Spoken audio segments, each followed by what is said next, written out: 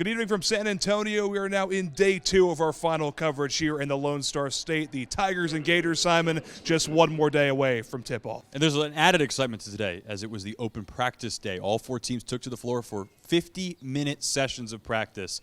Now, teams didn't work in a traditional practice setup like they might back at Neville Arena if in the case of Auburn, but fans got to see these guys run and jump and shoot and maybe dance a little bit, have a little bit of fun too. So there's a little bit of up energy to today. I talked about it in the 5:30 newscast. It kind of is like one of the cooler days in the entire basketball calendar when these practices open up for the Final Four, because not just fans are here, and there are quite a few, but also the bands are here, the mascots are here, the cheerleaders are here, and it really creates a lively atmosphere. Yeah, because yesterday when the teams arrive, it's just team and personnel and staff and administrators, and now it is a fan-centric environment. We got the Fan Fest starting up here in town.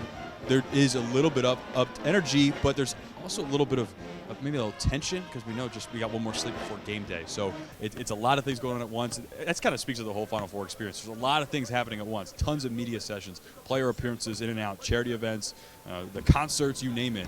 But that's why we're here. It's all fun. That's why we're here, but we're also here for this matchup right behind us, the Florida Gators versus the Auburn Tigers. Let's hear from Bruce Pearl one day ahead of tip-off in his second Final Four as a head coach. Prior to the Florida game and since, I've been saying that I think they've been the best team in college basketball. That's not a knock on my team. It's not a knock on Houston or Duke.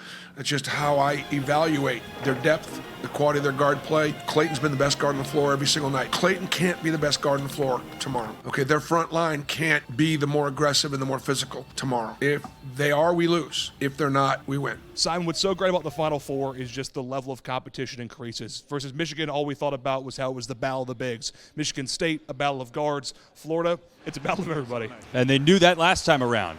Despite not having their second leading scorer, Elijah Martin, Walter Clayton, and the rest of the guard lineup for Florida really stepped up in that game to get them ahead after kind of a shaky first 4 minutes. And this team has been scoring over 90 points per game in their last 10 games. They're clicking all over the place, and Auburn is really going to need to play well on all areas. So with that being said, let's hear from some of the guys who are going to have to try and guard this vaunted Gators offensive attack. On things like this, stages like this, it does add a little bit of extra fire to you to try to go out on top, to try to keep winning and extend your season. Trying to let him catch the ball.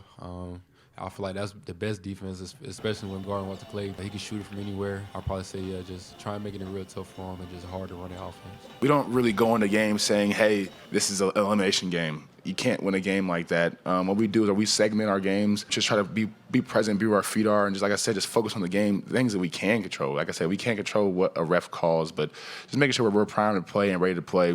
Well, we are now less than 24 hours away from tip-off in the Final Four. Simon, so many thoughts go through our heads. Like, for instance, wow, this place is enormous. Same thing happened when we went to the Final Four last year in Glendale. Immediately I thought, wow, this is an awesome environment. It's going to be such a special place to be for several hours, and you sort of get goosebumps right away when you walk in the building.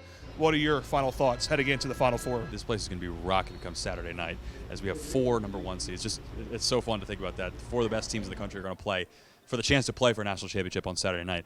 I think for Auburn's best bet on Saturday night, they need Janai Broome to step up. And we say that all year because he's the best player, but he has the highest propensity to impact the game in a positive way for Auburn. He gets the most looks closest to the rim, meaning he can convert the best chance baskets to help Auburn get to a lead. He's had a double-double in 5 of his last 7 games. That's helped them surge through the NCAA tournament.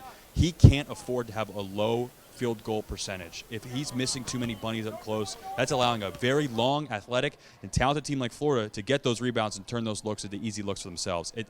It's a very simple math problem that Auburn can't afford to lose. It's simple. Janai Broome's got to play really well, and as Miles Kelly said today in a breakout session, our guards seem to be playing better than their guards. It's that simple. We'll see if it is that simple tomorrow as Auburn takes on Florida in the Final Four. Tip-off set for 5:09 Central Time tomorrow evening. From inside the Alamo Dome in San Antonio, Texas, that's Simon Williams, and I'm Nick Kuzma, Fox 54 Sports.